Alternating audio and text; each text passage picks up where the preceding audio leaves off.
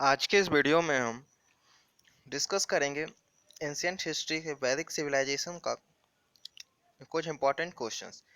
Part first में हमने 25 important questions discuss किए थे। उसी का यह पार्ट सेकंड है जिसमें से हम उसके अगले 25 क्वेश्चंस को डिस्कस करेंगे। स्टार्ट करते हैं। वैदिक संस्कृति या वैदिक सभ्यता जो आर्यंस के आने के साथ ही शुरू हो गया था, उसका टाइम पीरियड था 1500 से 600 ईसा पूर्व। वैदिक सभ्यता का टाइम पीरियड, इस वैदिक सभ्यता को दो भागों में विभाजित किया गया था। एक था हमारा ऋग्वैदिक काल जो 1500 ईसा पूर्व से 1000 ईसा पूर्व माना गया था, और दूसरा था उत्तर वैदिक काल जिसका टाइम पीरियड 1000 ईसा पूर्व से 600 ईसा पूर्व माना गया था। तो इसी में से हमने 25 क्वेश्चंस कर चुके थे और उसका अब नेक्स्ट पार्ट हम करने जा रहे हैं जो 26 नंबर से स्टार्ट होता है। और पहला क्वेश्चन है, वेदों को अपौरुषेय क्यों कहा गया है? तो इसका आंसर बताना है कि वेदों को अपौरुषेय क्यों कहा गया है। इसका करेक्ट आंसर है ऑप्शन नंबर ए। वेदों को अपौरुषेय इसलिए कहा गया है क्योंकि वेदों की रचना देवताओं द्वारा की गई थी, ना ही किसी मनुष्य द्वारा और ना ही किसी ऋषियों द्वारा। इसका एक्सप्लेनेशन देखते हैं। हिंदू धर्म में वेदों के संदर्भ में अपौरुषेयवाद वह मत है जो मानती है कि वेद अपौरुषेय है, अर्थात वेद को किसी ने नहीं रचा है, ना तो मनुष्य ने और ना ही किसी देवी शक्ति ने। वेदों को अपौरुषेय शब्द से भी कहते हैं। वेदों की रचना देवताओं द्वारा की गई थी। नेक्स्ट क्वेश्चन है, वैशेषिक दर्शन के प्रतिपादक कौन है? इसका आंसर बताना है, वैशेषिक दर्शन के प्रतिपादक कौन है। इसका करेक्ट आंसर है ऑप्शन नंबर सी, कनाद। 6 दर्शन थे कुल, जिसमें से वैशेषिक दर्शन के प्रतिपादक कनाद को माना जाता था। एक्सप्लेनेशन, वैशेषिक दर्शन भारतीय दर्शनों में से एक दर्शन है जिसके मूल प्रवर्तक ऋषि कनाद हैं। ईसाइयों के धर्म का जन्म ही कुछ 100 वर्षों पूर्व हुआ है। यह दर्शन न्याय दर्शन से बहुत मिलता जुलता है, किंतु वास्तव में यह एक स्वतंत्र भौतिकी विज्ञानवादी दर्शन है।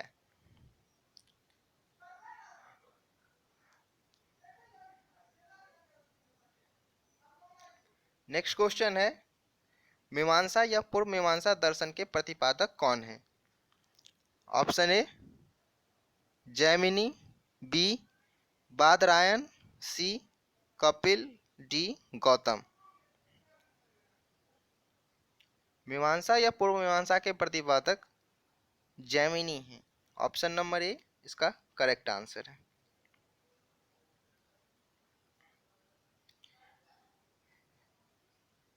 मीमांसा या पूर्व मीमांसा, इसकी रचयिता महर्षि जैमिनी है। इसे पूर्व मीमांसा सूत्र भी कहा जाता है। इसका रचना काल 300 ईसा पूर्व से 200 ईसा पूर्व माना जाता है। मीमांसा सूत्र मीमांसा दर्शन का आधारभूत ग्रंथ भी है। नेक्स्ट क्वेश्चन है, वेदांत या उत्तर मीमांसा दर्शन के प्रतिपादक कौन है? वेदांत या उत्तर मीमांसा दर्शन के प्रतिपादक कौन है? इसका करेक्ट आंसर है ऑप्शन नंबर बी, बादरायण। वेदांत के प्रतिपादक बादरायण थे। एक्सप्लेनेशन, उत्तर मीमांसा 6 भारतीय दर्शनों में से एक है। उत्तर मीमांसा को शारीरिक मीमांसा और वेदांत दर्शन भी कहते हैं। ये नाम बादरायण के बनाए हुए ब्रह्मसूत्र नामक ग्रंथ के ही हैं।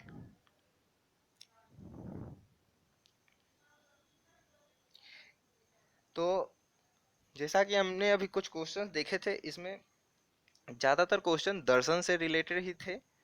तो कुल मिलाकर वैदिक काल में प्रमुख 6 दर्शन थे, जिनको मैं एक बार रिपीट कर दे रहा हूँ कि पहला था न्याय दर्शन, जिसके प्रवर्तक या उसके रचयिता कह सकते हैं वो थे गौतम।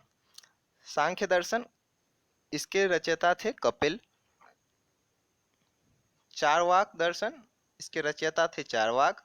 वैशेषिक दर्शन, इसके रचयिता थे कनाद।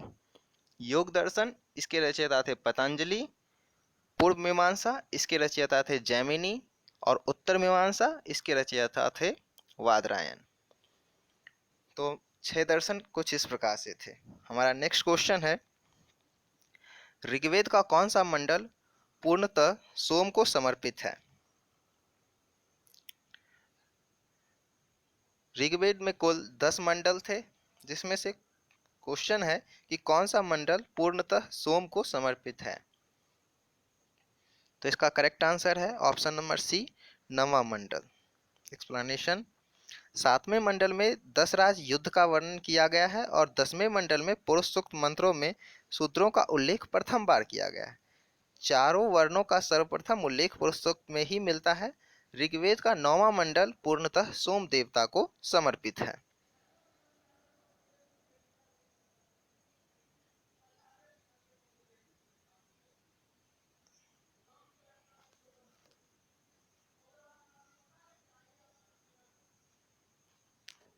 प्रसिद्ध 10 राजाओं का युद्ध दसराज युद्ध किस नदी के तट पर लड़ा गया? ऑप्शन ए गंगा नदी, बी ब्रह्मपुत्र नदी, सी कावेरी नदी और डी परुशनी नदी।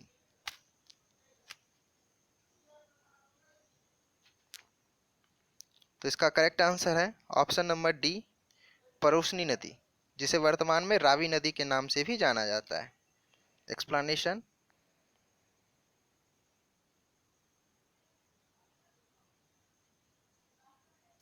भरत वंश के राजा सुदास तथा अन्य 10 जनों, ये 10 राजाओं के नाम है कुछ इस प्रकार: पुरु, यदु, तुर्वस, अनु, अनिल, पक्य, विशानिन और शिव के।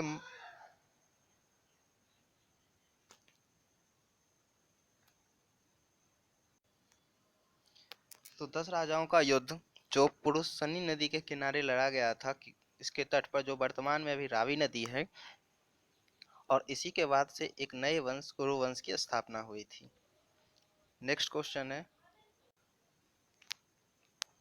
धर्मशास्त्रों में भू राजस्व की दर क्या है? तो धर्मशास्त्रों में जो भू राजस्व की दर थी वो है 1/6। इसमें से एक्सप्लेनेशन देखते हैं क्या है। धर्मशास्त्रों में बताया गया है कि राजा अपने द्वारा किए गए कार्यों, सामान्य जन की सुरक्षा और कल्याणकारी सेवा आदि के बदले उपज का 6वां हिस्सा अपनी वृत्ति के रूप में प्राप्त करेगा। तो वह 1/6 पार्ट वह टैक्स के रूप में समझ सकते हैं कि वो लिया करता था राजा। उसके बदले वो सुरक्षा दिया करता था और कुछ कल्याणकारी सेवा किया करता था राजा। नेक्स्ट क्वेश्चन है, 800 ईसा पूर्व से 600 ईसा पूर्व का काल किस युग से जुड़ा हुआ है? 800 ईसा पूर्व से 600 ईसा पूर्व का काल किस युग से जुड़ा है? तो यह टाइम पीरियड ब्राह्मण युग से जुड़ा हुआ था।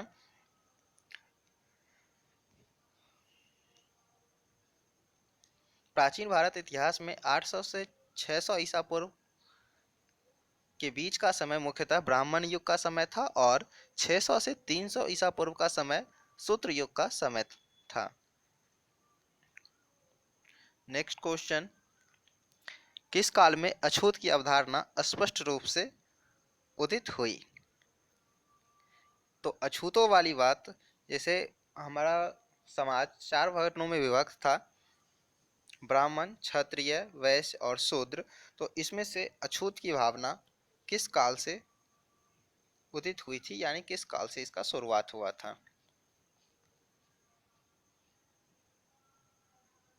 तो इसका करेक्ट आंसर है ऑप्शन नंबर बी, उत्तर वैदिक काल। एक्सप्लेनेशन। उत्तर वैदिक काल तक समाज स्पष्ट रूप से चार वर्णों में विभाजित हो चुका था। ये चार वर्ण थे ब्राह्मण, क्षत्रिय, वैश्य और शूद्र। इस काल में वर्ण व्यवस्था कर्म पर आधारित न रहकर जाति पर आधारित हो गई थी। उत्तर वैदिक काल में यज्ञोपवीत संस्कार का अधिकार शूद्रों को नहीं था, यानी वो लोग यज्ञ नहीं करवा सकते थे। तैत्तिरीय ब्राह्मण का उल्लेख के आधार पर ब्राह्मण सूत का, क्षत्रिय सन का और वैश्य ऊन का यज्ञोपवीत धारण करता था। तो सबके लिए अलग अलग थी, समानताएं कहीं भी नहीं थी। ब्राह्मणों का उपनयन संस्कार वसंत ऋतु, क्षत्रियों का ग्रीष्म ऋतु और वैश्यों का शीत ऋतु में होने का विवरण मिलता है। तो ये सब डिफरेंसेस थे जिससे कि छुआछूत का प्रभाव साफ साफ दिखाई दे रहा था। नेक्स्ट क्वेश्चन है,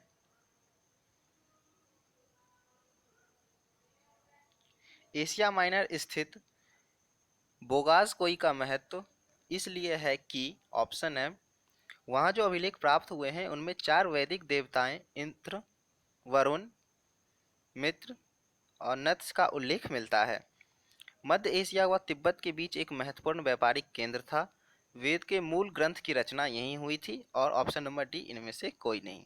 तो जो एशिया माइनर स्थित बोगासकोई क्षेत्र है वह इसलिए प्रसिद्ध था क्योंकि वहाँ जो अभिलेख प्राप्त हुए हैं उनमें चार वैदिक देवताएं इंद्र, वरुण, मित्र, नत्स का उल्लेख मिलता है। उसके कुछ प्रमाण मिले हैं। वहाँ के शिलालेखों में जो 14वीं शताब्दी के बताए जाते हैं, इंद्र, दशरथ और आर्ततम आदि आर्य नामधारी राजाओं का उल्लेख है तथा इंद्र, वरुण और नष्ट आदि आर्य देवताओं से संधि का साक्षी होने की प्रार्थना की गई है। इस प्रकार बोगासकोई से आर्यों के निष्क्रमण मार्गों का संकेत भी मिलता है। नेक्स्ट क्वेश्चन, गायत्री मंत्र किस पुस्तक में मिलता है? आंसर बताना इसका, बहुत आसान क्वेश्चन है। तो गायत्री मंत्र ऋग्वेद में मिलता है और कभी कभी ऐसे ही क्वेश्चन आता है कि गायत्री मंत्र किस पुस्तक से लिया गया है, तो वो है ऋग्वेद। एक्सप्लेनेशन। सूर्य देवता की स्तुति में रचा गया गायत्री मंत्र ऋग्वेद के तृतीय मंडल में है। ऋग्वेद आर्यों का प्राचीनतम और पवित्रतम ग्रंथ था। इसमें 10 मंडल, 1028 सूक्त और 10,580 ऋचाएं थी। ऋचाएं, उनमें जो मंत्र थे उन्हें ऋचाएं कहा जाता था। गायत्री मंत्र जो सूर्य देवता की स्तुति में रचा गया, ऋग्वेद के तृतीय मंडल के रचयिता विश्वामित्र हैं। प्रसिद्ध गायत्री मंत्र इसी मंडल में है। नेक्स्ट क्वेश्चन है, न्याय दर्शन को प्रचारित किसने किया था? तो हमने कुछ देर पहले ही आप लोगों को बताया था सभी 6 दर्शनों के बारे में। तो न्याय दर्शन को प्रचारित किया था गौतम ने।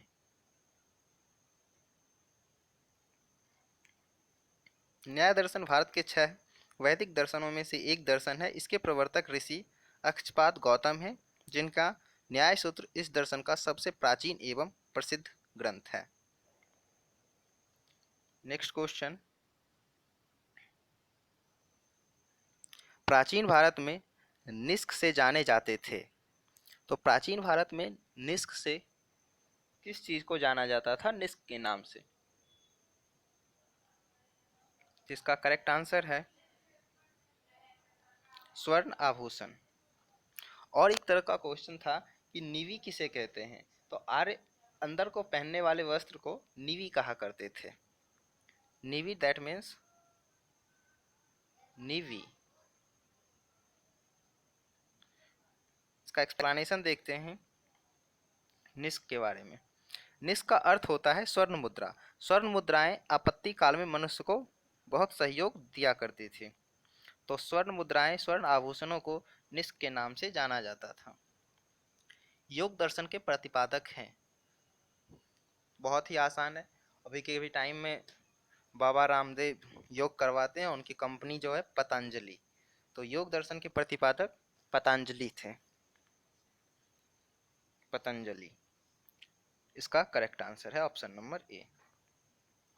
नेक्स्ट क्वेश्चन, उपनिषद पुस्तकें हैं, ऑप्शन ए धर्म पर, बी योग पर, सी विधि पर और डी दर्शन पर। तो उपनिषद पुस्तकें हैं, इसका करेक्ट आंसर है ऑप्शन नंबर डी दर्शन पर। योग दर्शन छह, अच्छा ये तो पिछले का है आंसर, कोई बात नहीं।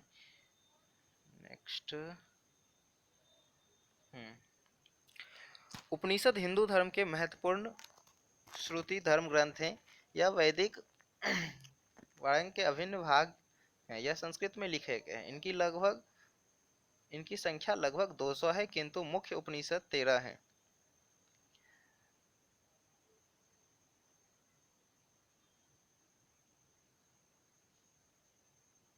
तो जो उपनिषद पुस्तक है वह दर्शन पर आधारित है, जो कि हमारे 6 दर्शन हैं।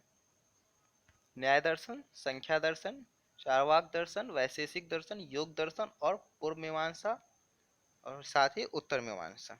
यह 6 दर्शन, जिसे षट दर्शन भी कहा जाता है। आरंभिक वैदिक साहित्य में सर्वाधिक वर्णित नदी है। तो सबसे ज्यादा जिस नदी की चर्चा की गई है वो नदी के बारे में बताना है कि कौन सी नदी है जो सबसे अधिक चर्चा की गई थी वैदिक साहित्य में। तो इसका करेक्ट आंसर है ऑप्शन नंबर ए सिंधु नदी।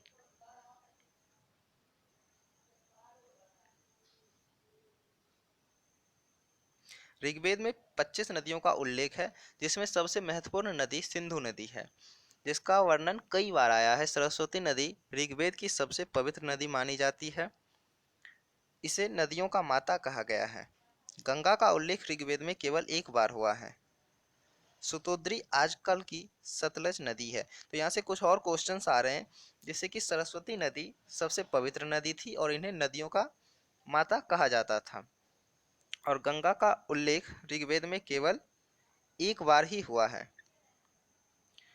और साथ ही सतलज नदी को वैदिक साहित्य में सुतोद्री के नाम से जाना जाता था। नेक्स्ट क्वेश्चन,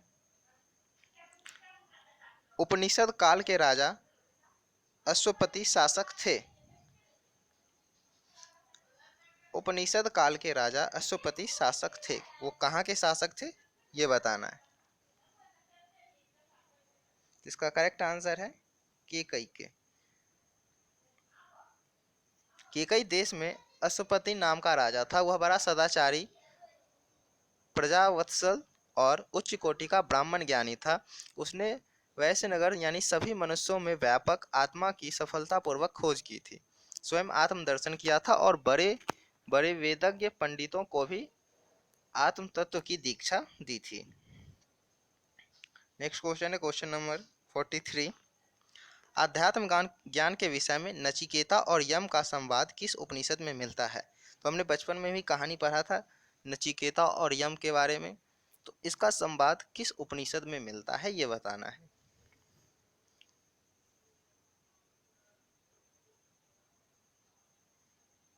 तो इसका करेक्ट आंसर है ऑप्शन नंबर सी कठोपनिषद। तो नचिकेता और यम का जो संवाद था यह कठोपनिषद में मिलता है, और इसी से लिया गया और कुछ कहानी जो बच्चे के बुक में भी मिल जाया करती है।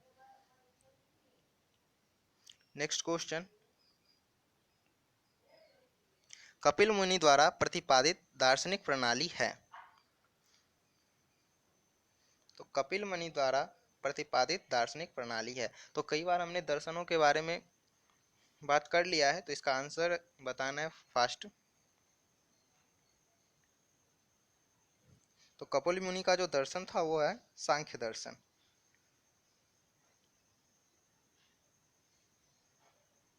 कपिल प्राचीन भारत के एक प्रभावशाली मुनि थे। इन्होंने सांख्य दर्शन यानी तत्व पर आधारित ज्ञान के प्रवर्तक के रूप में जाना जाता है, जिसके मान्य अर्थों के अनुसार विश्व का उद्भव विकासवादी प्रक्रिया से हुआ है। कई लोग उन्हें अनीश्वरवादी मानते थे, लेकिन गीता में इन्होंने श्रेष्ठ मुनि कहा गया है। कपिल ने सर्वप्रथम विकासवाद का प्रतिपादन किया और संसार को एक क्रम के रूप में देखा। क्वेश्चन नंबर 45, भारत के किस स्थल की खुदाई से लोहा धातु के प्रचलन के प्राचीनतम प्रमाण मिले हैं? तो भारत के किस स्थल से लोहा धातु का प्रमाण मिला है, यह बताना है। इसका करेक्ट आंसर है ऑप्शन नंबर बी, अतरंजी खेरा। तो भारत का एक जगह अतरंजी खेरा है जहां से लोहा धातु के प्रमाण मिले हैं। अतरंजी खेरा उत्तर प्रदेश में एटा जिलांतर्गत गंगा की सहायक काली नदी के तट पर स्थित एक प्रागैतिहासिक स्थल है। तो यानी अतरंजी खेरा जो कि उत्तर प्रदेश में है, यह गंगा नदी के तट पर स्थित है और इस स्थल की खोज 1961-62 में अलेक्जेंडर कनिंघम ने की थी। कनिंघम ने चीनी यात्री ह्युआन च्वांग द्वारा उल्लिखित पिलोसान नामक स्थल पर अतरंजी खेरा से समीकरण किया है। तो अतरंजी खेरा जो वर्तमान के उत्तर प्रदेश में है, यहाँ से सर्वप्रथम लोहे के साक्ष्य मिले थे। निम्नलिखित में से किसका संकलन ऋग्वेद पर आधारित है? तो जैसा कि हम सब जानते हैं कि हमारे वैदिक साहित्य में 4 वेद थे। तो 4 वेद थे, ऋग्वेद, यजुर्वेद, सामवेद और अथर्ववेद। तो इसमें से पूछा जा रहा है कि ऋग्वेद पर आधारित और कौन सा वेद जो ऋग्वेद पर आधारित था। तो इसका करेक्ट आंसर है सामवेद, क्योंकि सामवेद में अधिकतर ऋचाएं ऋग्वेद से ली गई है।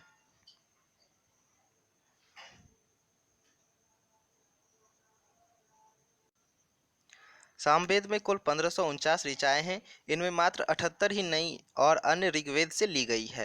यानी कि इसमें से कुल 78 ऋचाएं हैं जो कि खुद की है, बाकी सारे ऋग्वेद से लिए गए हैं। भगवान कृष्ण ने वेदों में अपने को सामवेद कहा। साम का अर्थ ज्ञान होता है। इस पॉइंट को भी नोट करेंगे, कई बार क्वेश्चन आ जाता है कि साम का अर्थ क्या होता है। तो साम का अर्थ ज्ञान होता है। इनके मंत्रों को गाने वाले को उद्गात कहा जाता है। प्राचीन ग्रंथों में सामवेद को गौरव की गाथा मिलती है। भारतीय संगीत पर यह प्राचीनतम ग्रंथ है। तो भारतीय संगीत का जनक भी सामवेद को ही कहा जाता है, क्योंकि इसमें गाए जाने वाली ऋचाएं हैं। बहुत ही इंपॉर्टेंट है सामवेद का। अधिकतर पॉइंट इसमें ऋग्वेद से लिए गए हैं और इसे गाए जाने वाली ऋचाएं भी कहा जाता है। इसके मंत्रों को उच्चारण करने वाले को उद्गात्री कहते हैं, इत्यादि।